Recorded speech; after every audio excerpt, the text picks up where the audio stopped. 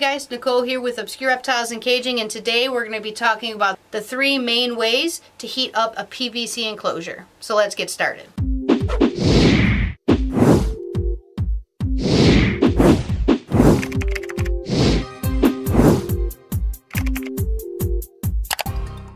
Hey guys, Nicole here with Obscure Reptiles and Caging. So today we're showing you and talking a little bit about PVC enclosures. We're going to be popping up some photos. Cages like this behind me are ones that we built. There are several ways to heat them, and people ask all the time, what are the best? What do I recommend? So we're going to go over a little bit of the 3 different ways to heat and what animals they normally are best for. Number 1 is think about what species you are keeping and keep in mind the size of your enclosure. For example, these are 5x2x2 Ackie monitor enclosures. So just to talk about them for a second, they are quite large cages and we built them specifically for our animals. And when it comes to heating, normally I would not recommend a basking bulb inside of an enclosure. I'd recommend it on the outside. But because these guys need a 160-degree hot spot, it's very hard to have that powerful of a heat fixture. One, it's going to heat up the entire room and it's going to make the outside of the enclosure much too warm, as we found out when we used to run quite a few of them. And 2, because it's all coming out here, you're losing a lot of it and it makes it very hard to heat outside the enclosure. So we actually put dome light fixtures inside these ones, and as you can see here in this little corner, we put these special mesh around them. This is not something I'd recommend for a snake. They can easily burn themselves, but because this species requires such a unique setup, that's how we set this up for them. If, for example, you're keeping something like a ball python, corn snake, a colubrid, any kind of, or even like a younger boa, a dumerals, anything red tail, then you're not really going to need to worry so much about height. You can, but it's going to change how you're going to heat the enclosure. So if you do something like this, this is a stack of 3x2x1 enclosures. This is what we call our ball python setup here at Obscure. Normally people get these for their adult males, adult females. If you have a monster female, you might need something bigger, but this generally works for the majority of ball pythons out there. Again, this could work for a lot of other species, but for these we're talking about ground-dwelling animals. They stay on the bottom of their enclosure majority of the time. That's where they're going to be looking for their heat source. So for cages like that, we do 3x2x1s and 4x2x1s.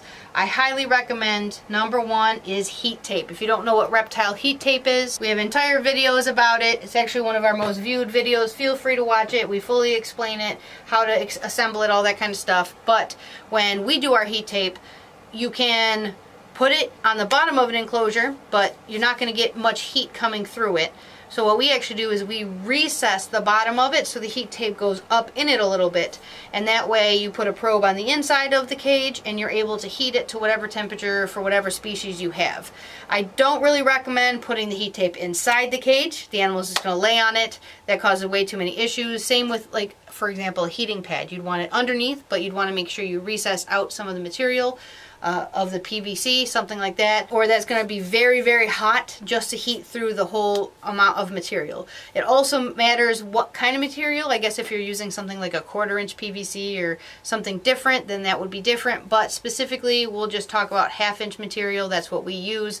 So if you are heating a reptile that's going to be on the bottom, let's call it pretty much any snake that stays on the ground, not talking about like tree boas, anything like that. If they're staying low to the ground, heat tape is one of the easiest and best ways. It's also one of the cheapest as well. You do need a thermostat, but for all of these you are going to need either some kind of thermostat or some way of adjusting the temperature. So like we started with, talking about a heat fixture, that is something that I would more or less recommend for bearded dragons. These are some of our 3x2x2s and 4x2x2s.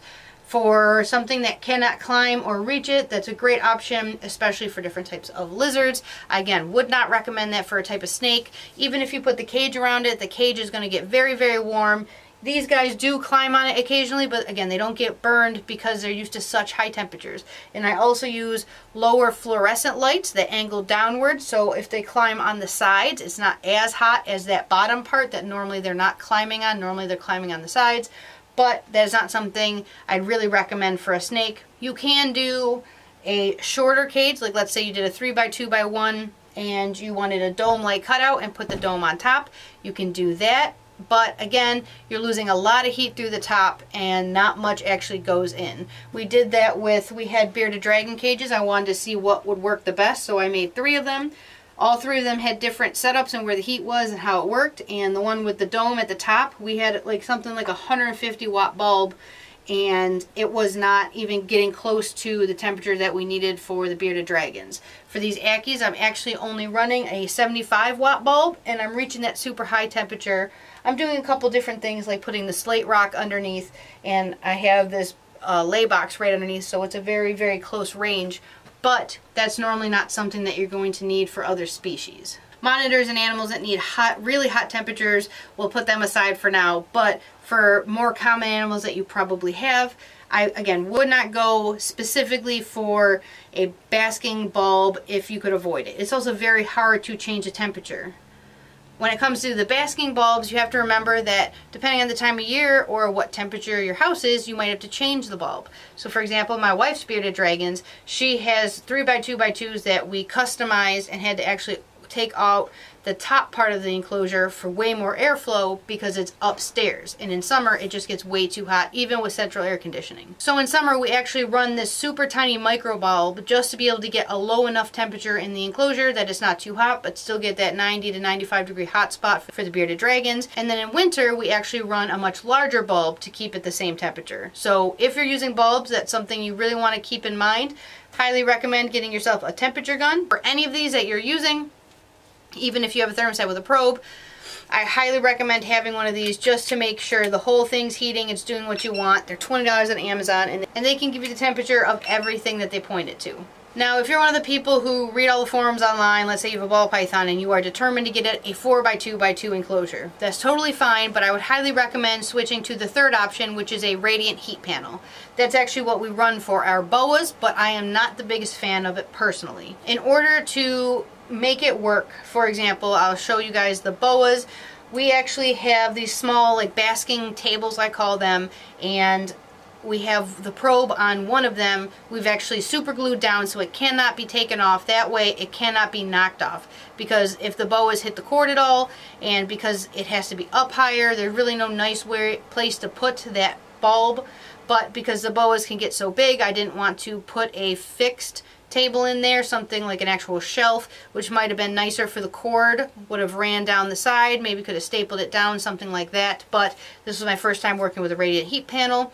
Didn't know how much the snakes were actually going to knock it around, and they really do push it around a lot. You do need that probe when using heat tape, but again, you can do something like stapling it or gluing it or taping it down in the enclosure, or you can even just drill a small hole at the bottom so just the probe's barely coming in and you just have to tape that portion down to where you want it to be.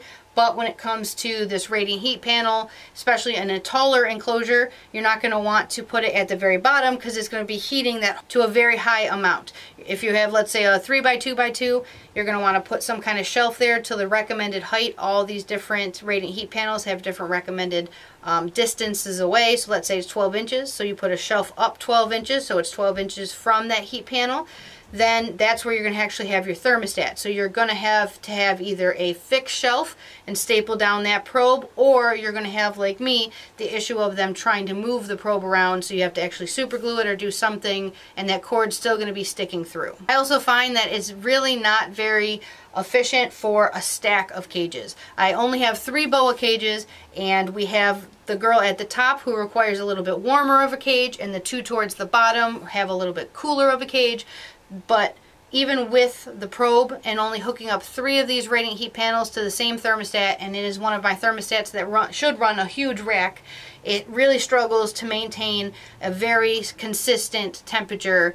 Every time I check them, it seems to be off a couple of degrees. It all depends again on the thermostat, how you're running it, but personally I don't really enjoy radiant heat panels. I get and see why people can and do, but especially since heat rises, it doesn't really do the best job, personally, I believe, when you can also just get heat tape, which is a lot cheaper, easier to replace, and basically is the same thing, but since the snakes are at the bottom more, you're not making them climb, which is something that is going to take a lot of them out of their comfort zone. They're going to want to stay towards the ground anyway. Alright guys, that's it for this video. If you have any questions, you can put them in the comments below. If you haven't already, please subscribe. We do new videos every single week. So I'll see you guys in the next video.